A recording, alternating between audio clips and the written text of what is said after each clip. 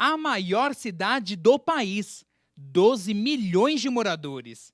Um mundo de carros, pessoas, gastronomia, trabalho, cultura e lazer. A capital econômica do Brasil. É São Paulo a perder de vista. Uma metrópole em que grande parte dessa imponência tem origem nesse grão, o café, também conhecido por ouro negro.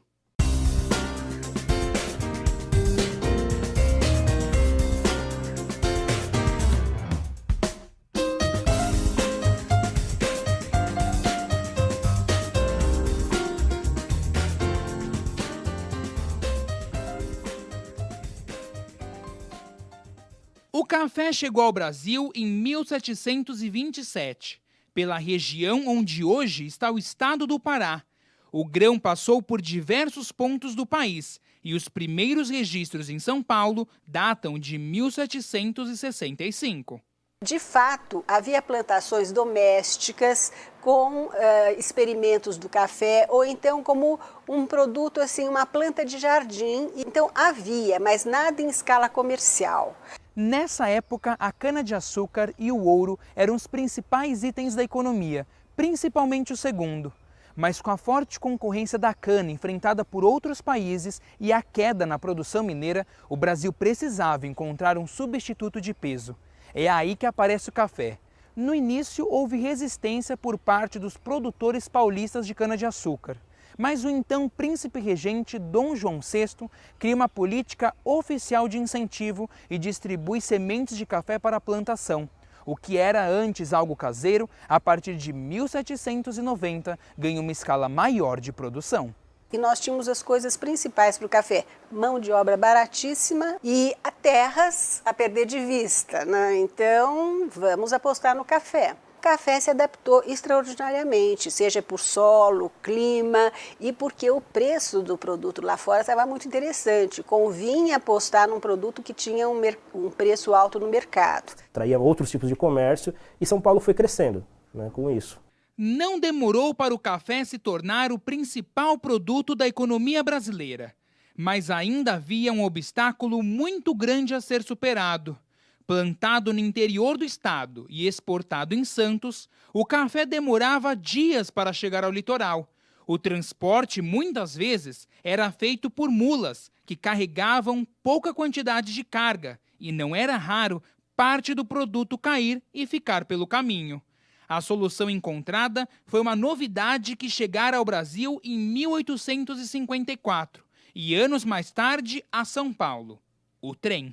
Naquela época, né, estamos falando em 1864, quando a ferrovia chega aqui no estado, né, você tem a ferrovia era o progresso. A ferrovia foi decisiva para esses caminhos que o café vão tomar e que vão, de uma certa forma, desenhar o estado em termos de regiões culturais, inclusive. Então, com a chegada da ferrovia, a partir do final do século XIX, começo do século XX, São Paulo começa a crescer definitivamente. Além de levar o progresso por onde seus trilhos passassem, a Ferrovia do Café foi transporte também para uma nova gente que chegava ao Brasil. Na verdade, as ferrovias foram construídas para poder levar realmente as cargas de café para o Porto de Santos e, do lado ao contrário, levar os próprios imigrantes que chegavam ao Brasil.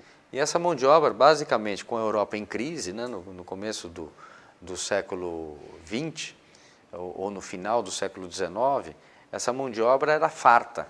Mão de obra imigrante, grão com valor em alta, terras férteis e transporte ferroviário para o litoral mais rápido e com maior capacidade.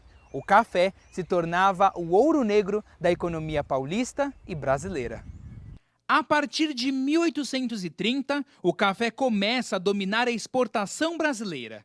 Com poucas variações, a participação do produto na balança cresceu com o passar dos anos. O ápice aconteceu na década de 20, quando o grão chegou a ser responsável por cerca de 70% dos produtos que saíam do país. Os fazendeiros com maior visão souberam diversificar o capital do café. Então, o que eles vão fazer? Eles vão pegar os lucros do café e vão aplicar no comércio, vão aplicar na indústria. São Paulo, capital, se torna um centro, uma cidade um fenômeno urbano da noite para o dia. Mas a industrialização ela veio junto com isso, não foi necessariamente uma causa e consequência, né?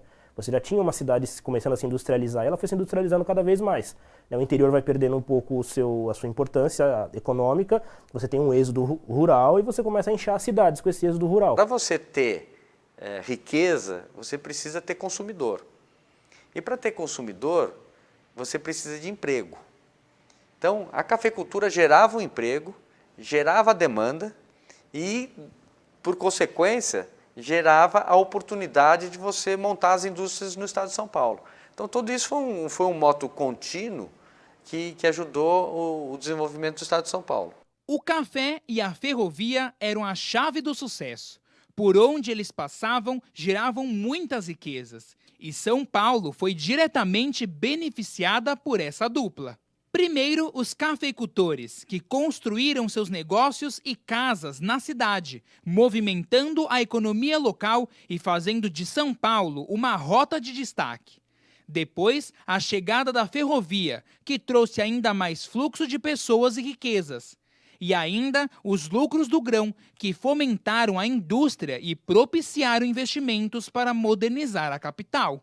São Paulo chegou a outro patamar. O crescimento foi tanto que houve uma época em que 3 casas eram construídas a cada minuto, em média, aqui na capital. O café era importante, sinônimo de sucesso, que até os prédios erguidos na época homenageavam o grão. É interessante como as famílias e os donos dos bancos também construíam as coisas num sentido de para sempre, né? Hoje é uma outra marca, mas eles deixaram aqui os frutos do café e também tem um algodão. E a gente fica com esses símbolos pela cidade que fica sempre um convite para a gente ter o olhar um pouquinho mais atento. Acima do portal de entrada você tem a ilustração da atividade do café, né? O plantio, os animais com as sacas de café, na outra extremidade da figura, os homens peneirando, vários elementos ornamentais, né? Vários enfeites que reforçam essa ideia de prosperidade que o café e a agricultura trouxe para a nossa sociedade, que estão representados nessas correntes que lembram guirlandas de Natal. Mais que prédios, o grão foi representado no símbolo da cidade, na bandeira da capital paulista. Se você vê lá uma flâmula de café, é porque realmente o café teve uma importância e ainda tem uma importância muito grande. Mas a época de fartura cafeira estava com os dias contados. Em 1929, o crash na Bolsa de Valores de Nova York produziu uma crise internacional que afetou diretamente o nosso país e o grão. O café foi ficando de lado e perdendo participação. O Brasil, que era líder mundial de produção de café, declinou. Com o passar dos anos, a participação do produto na economia nacional só decaiu. Mas apesar da queda, o Brasil ainda continua líder mundial, com mais de 30% de participação, e o estado de São Paulo, o terceiro maior produtor do grão.